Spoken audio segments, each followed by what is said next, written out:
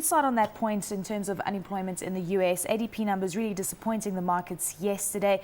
And of course, all eyes will be on that key unemployment number on Friday. What did you make of those numbers? Yeah, it's interesting because I saw the senior economist at CNBC in New York, Steve Leisman, indicate that when jobs were growing quite sharply, the ADP number seemingly was lower than the Labour Department's number. And interestingly, as jobs are starting to come back into the economy, it's lagging again. So he's not quite sure what the factors are, but he's seeing some sort of pattern developing here. Yeah, I guess the market was slightly disappointed, although there were revisions to the previous month's number downwards, which I suppose is a good thing. This is the best number that this ADP has shown since September last year. So the rate of slowing, you can clearly see we're seeing a deceleration in the joblessness in that market. But why is there such a big expectation to even see better numbers coming through? Because you said this is one of the best numbers we've seen it in some time. So people want confirmation that the economy is turning around. It's interesting because there was also a much smaller employment guy earlier on before these ADP numbers were released, kind of midday our time, and he was indicating that he's seeing pretty strong employment. And then over in London, I was listening with great interest to one of the anchors there, Stephen Sedgwick, who said he'd spoken to some guy at one of the investment banks, and he said they were hiring aggressively, but wasn't quite sure what he meant, because where there used to be 80 people on a desk, there were now 4. So aggressively could mean, you've doubled your team to 8, but you're still well below where you were from your highs. Sasha, you also sent us a graph yesterday. If you could just put that up for us, please. And it's basically showing the unemployment trends from World War II. That's right. That's the US unemployment rate all the way through from World War II. Now, obviously, what you can see is quite a sharp rise over the last 12 months or so, and we're topping out near levels last seen in the early 80s. So obviously the move northwards is quite aggressive, but as you can see from this graph, these are the patterns that normally emerge in times of crisis. So the last time it topped 10%, you could see is after the inflation and oil spike of the late 70s. Quite interesting because the long-term trend is somewhere between 6.5% and 7%. So people might be saying, oh, well, it's hitting 9.5%, but perhaps below 4% wasn't a trend that you had seen for a very long time. In fact, as you can see, since 2000, and then before that, since the early 90s. When do you expect unemployment in the US to start stabilizing? We are expecting 9.5%. Some say it could even go up to 13%. Yeah, I think that number is probably too high. I think you're probably starting to see a leveling off in the unemployment rate. I mean, the last 2-3 months have suggested so.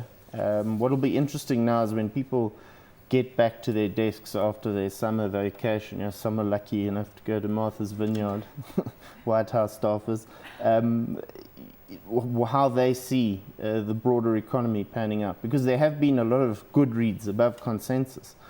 The manufacturing number is quite key. It suggests that if inside of the real economy we're starting to see big changes, then people do start hiring because they start reading in the paper things are turning, so they go on that expansionary mode again. Some of the analysts I keep talking to, they say that it's government that is actually creating that demand for employment, and that is just not sustainable. How do you respond to that? Yeah, it's interesting because they added a whole lot of people to a census program that they're kind of lining up for next year. So government has been a big employer and taking up the slack here. What you've got to ask yourself whether or not these are structural changes. And there are some structural changes in unemployment in the way that, the US car market, the Detroiters of the world are going to be finding themselves without jobs. And they can't just move to another state inside of the US economy to find a job to pick up the slack because there isn't one. So there are those types of changes afoot. Then there are changes in construction where obviously lots of people have lost their job.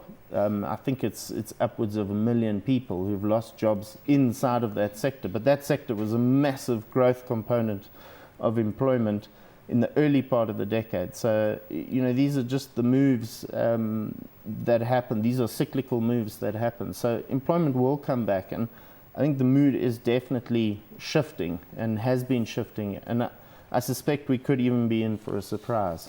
Well, while a lot of people are losing their jobs, not only globally but here in South Africa as well, we also have wage negotiations on the go, and a lot of the unions are asking for above inflation increases. Case in point, Impala Platinum, and they are busy negotiating wage increases, and they want to increase by 10%. And I think their demands stem far higher than that. Do you think that's warranted?